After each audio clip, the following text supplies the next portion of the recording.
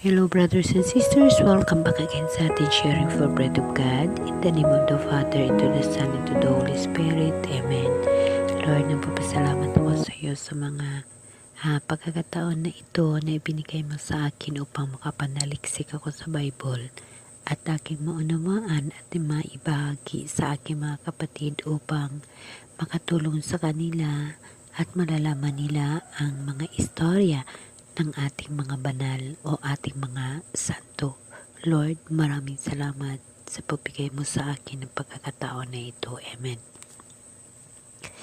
Okay, brothers and sisters, so ipagpatuloy natin yung pagbabahagi natin according sa Bible upang malaman natin yung mga bagay na dapat natin bigyan ng pansin sa buhay natin upang atin paghahandaan ng pagsalubong sa mahal na Diyos, no?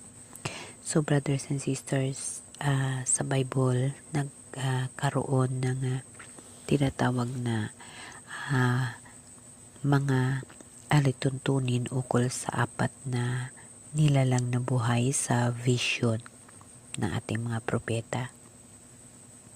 So yung apat na nilalang na buhay, ako ay nananaliksik ang ating mga propeta na hindi nakaranas ng pagkamatay at inakyat lamang ng mahal na Diyos sa langit ay si Enoch at saka si Elias, no? Ganon din si Mama Mary, hindi sila nakaranas ng pagkamatay, no? Kasi si Enoch ay dinala ng Diyos sa langit ng buhay, tapos si Elias dinala ng buhay sa pamagitan ng isang karwaheng apoy o ipo-ipo, no? So, ukulan natin ang pansin ang buhay ni Enoch. Si Enoch isang propeta na hindi siya nakaranas ng tinatawag na pagkamatay. So, si Enoch makikita natin sa Genesis chapter 5 verse 18 to 24 at sa Hebreo chapter 11 verse 5. Si Enoch ay anak ni Jared at apo ni Mahalalel na mga inapo ni Adam. Siya ay nabuhay noong ikapitong henerasyon mula kay Adam. Ayon sa Biblia, si Enoch ay nabuhay ng 365 taon bago siya dinala ng Diyos sa langit. Siya ay inilarawan bilang isang taong lumalakad na kasama ang Diyos at nakalulugod sa Diyos. Ang Biblia ay nagsasabi na si Enoch ay nagkaroon ng isang anak na lalaki na tinatawag na Methuselah na nabuhay ng 969 taon at naging lulo ni Noah. So, ganun pala, ang buhay ni Enoch ay itinuturing na isang halimbawa ng panampalataya at pagsunod sa Diyos. Siya ay dinala sa langit ng buhay na ginagawa siyang isang espesyal na halimbawa ng mga taong nabuhay ng may pabor sa Diyos. Napakaganda. Sa Hebreo chapter 11 verse 5, si Enoch ay tinatawag na isang halimbawa ng panampalataya at isang taong nakalugod sa Diyos. So, brothers and sisters, napakaganda, no? Napakaganda ang buhay ni Enoch at siya pala yung lulo ni Noah. So, at imagine mo, si Enoch ay hindi nakaranas ng kamatayan. Napakagandang buhay. Bilang tao sa mundo, ako'y ultimo lamang na tao, ngunit ako'y nangangarap ng buhay na walang hanggan at magsalubong sa mahal na Diyos.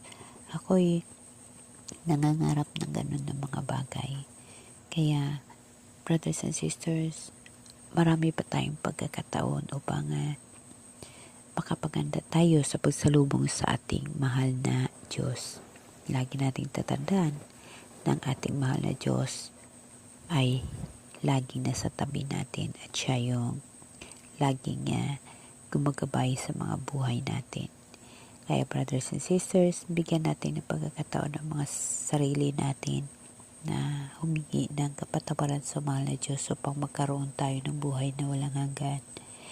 Ang buhay sa mundo ay agi lamang, ngunit ang buhay na ipinangako ng mahal na Diyos sa buhay na walang hanggan ay atin, aantayin, at doon kasama natin ang mahal na Diyos sa buhay na kanyang ipinapangako sa atin. Kaya brothers and sisters, lagi natin tatandaan na pag tayo ay nanampalataya at nagtitiwala sa mahal na Diyos, lagi tayong nasa ligtas at lagi tayong ginagabayan ng mahal na Diyos. Wala o tayong mga problema na hindi bigyan ng solusyon basta tayo ay humingi ng tulong sa mahal na Diyos. Pag ikaw ay nanampalataya sa mahal na Diyos, ang mahal na Diyos handang tumulong sa iyo at nakikita ng mahal na Diyos kung ano nasa puso at nasa isip mo. Brothers and sisters, lagi natin tandaan na ang buhay ay panandalian lamang. Ang buhay sa langit na ibinigay ng Diyos sa bagong langit at sa bagong lupa, yun ang ating paghahandaan.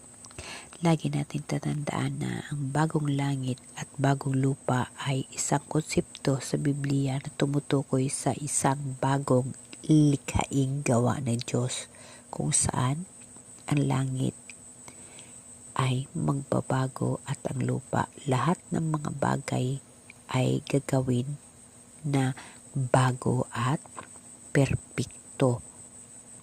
Ayon sa Aklat Revelasyon, chapter 21, verse 1 to 5, ang bagong langit at bagong lupa ay isang bagong likhaing gawa ng Diyos, kung saan wala nang kasakit, wala nang kamatayan, wala nang hirap. Ang lahat ng mga bagay ay gagawin ng bago at perpekto.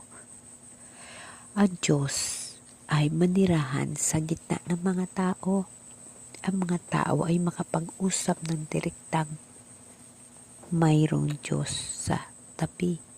Brothers and sisters, ang bagong langit at ang bagong lupa ay hindi lamang isang pisikal na pagbabago, kundi isang espiritual na pagbabago rin, kung saan ang mga tao ay makapag-ugnay sa Diyos sa isang mas malapit at personal na paraan. Ang konsepto na ito ay may kaugnayan sa paghukom ng Diyos, kung saan ang mga tao ay husgahan ayon sa kanilang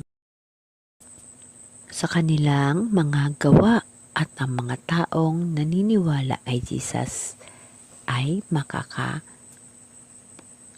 ng buhay na walang hanggan sa bagong langit at bagong lupa. Amen?